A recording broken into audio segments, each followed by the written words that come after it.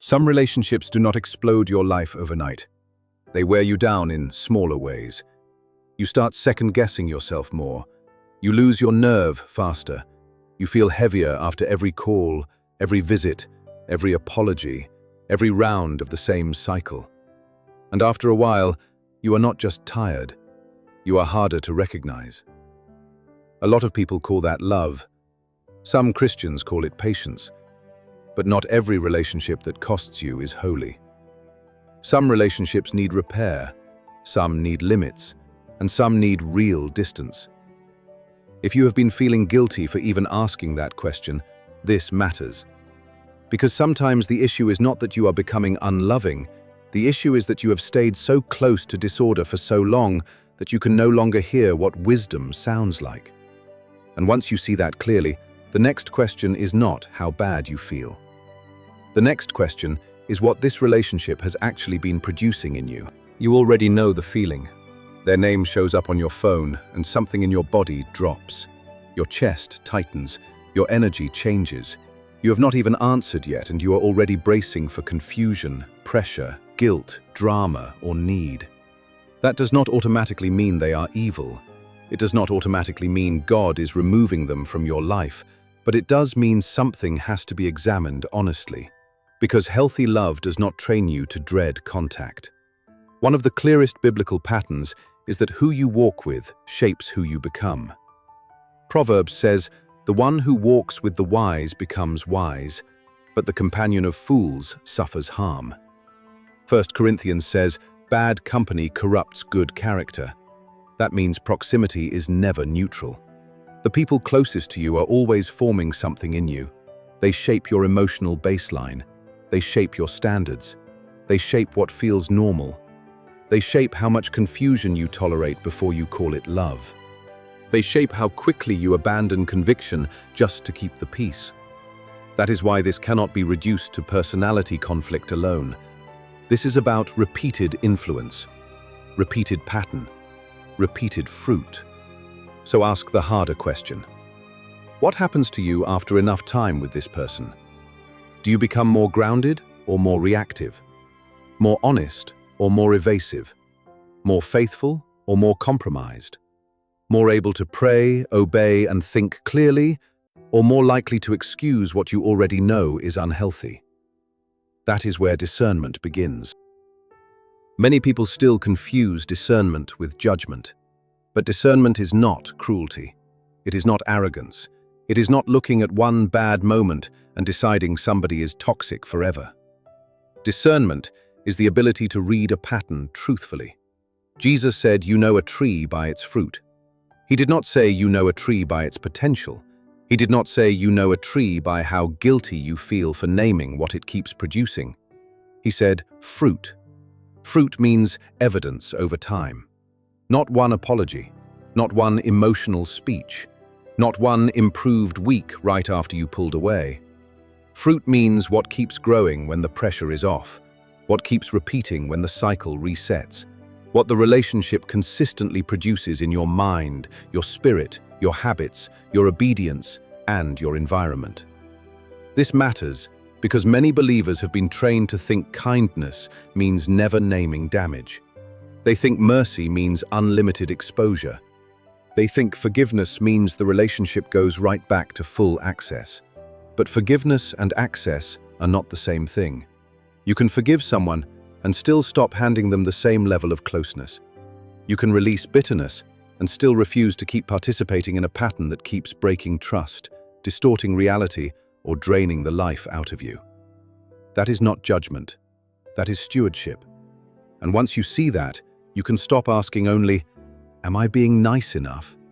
and start asking, "What kind of relationship am I actually dealing with?" Not every painful relationship should end. That is why you need categories. Some relationships need repair. That means there is strain, but there is also honesty. There is pain, but there is also responsibility. There is conflict, but there is still openness to truth. The person may be imperfect, but they are not committed to distortion. They repent, they respond, they are willing to change. Some relationships need limits. That means love may remain, but access must change. You stop answering every call. You stop over-explaining. You stop being constantly available. You stop putting yourself in settings where the same chaos keeps repeating. You care, but with structure. You help, but with boundaries. You stay kind, but not porous. And some relationships may require release. That is where the pattern becomes harder to excuse. Truth keeps getting twisted. Manipulation keeps returning. Disorder is chronic. The person wants your energy, your time, your money, your emotional labor, your rescue, but not real accountability. They consume what you offer, then disappear when faithfulness would cost them something. That is not just a hard season, that is a pattern. And once you can name the pattern, another clue starts to make more sense. Why do you feel lighter when you step back? A lot of people notice that relief and instantly conclude, God must be closing the door. Sometimes that may be true. Sometimes distance reveals what constant exposure was doing to you. Sometimes, when the noise drops, your mind settles enough to recognize how much tension you had normalized. Sometimes God does use discomfort to move you out of what has been quietly shaping you in the wrong direction. But peace alone is not the only test. That matters because relief can come from wisdom, but it can also come from avoidance. You can feel better because you finally stopped tolerating confusion. Or you can feel better because you ran from a responsibility God actually wanted you to face. So do not build a spiritual conclusion on one emotional signal. Read relief alongside truth. Read it alongside repeated pattern. Read it alongside counsel. Read it alongside fruit. Read it alongside scripture. Still, do not ignore what happens when you take one step back and suddenly you can breathe again. That can be revealing. Sometimes your body notices what your theology has been too afraid to admit. Sometimes the relief is not proof by itself, but it is evidence.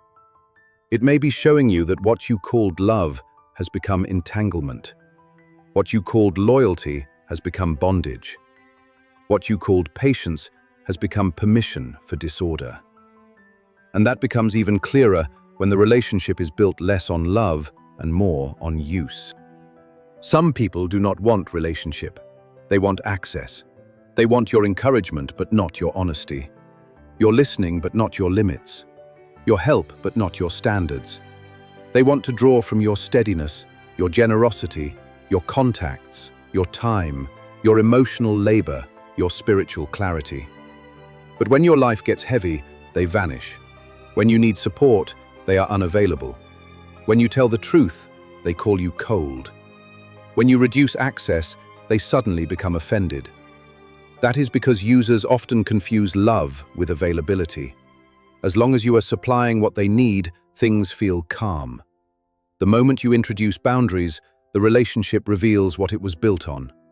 This is where many people get deceived. They assume the conflict started when they changed. No. The conflict started when the hidden arrangement was interrupted. Users are often comfortable with one kind of peace only: the peace of your silence, the peace of your compliance, the peace of your exhaustion serving their comfort. But biblical peace is not built on your disappearance. If someone only likes you when you have no limits, what they loved was not the fullness of you. It was their access to you. And that is why boundaries feel so dramatic to people who benefited from your lack of them. So the question is no longer just what they need from you. The question is, what model of love you are using in the first place. A lot of believers admire Jesus' love while ignoring his limits. Jesus loved deeply, but he did not entrust himself to everyone. He knew what was in people. He slipped away from crowds. He refused to be controlled by urgency. He served with compassion, but never from bondage. That matters. Because boundaries are not the opposite of love. Sometimes they are what protect love from being swallowed by manipulation, exhaustion, resentment, and control. But notice the nuance. Jesus did not set boundaries out of spite. He was not cold. He was not petty. He was not protecting his ego. His limits were governed by truth, timing, and obedience. That is the model.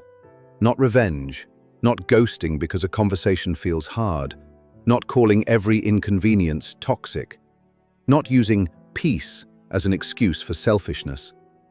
Truth-governed love, love that refuses disorder without losing compassion, love that can say no without hate. And once you understand that, you are finally ready to respond wisely instead of react emotionally. So what do you actually do when you realize a relationship cannot keep operating the same way? First, stop making your decision from one emotional spike. Read the pattern, not just the latest episode. Second, name the category honestly. Does this relationship need repair, limit, or release? Do not use a release response for a repair problem. And do not keep using repair language for a relationship that has shown for years that it only respects forceful limits. Third, pray for clean sight, not just relief. Ask God for courage to see what is true, even if it costs you the version of yourself that wants to keep everyone happy. Fourth, get wise counsel.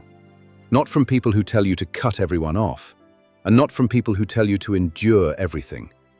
Get counsel from someone mature enough to weigh truth, pattern, wisdom, and context together. Fifth, adjust access before you over-explain.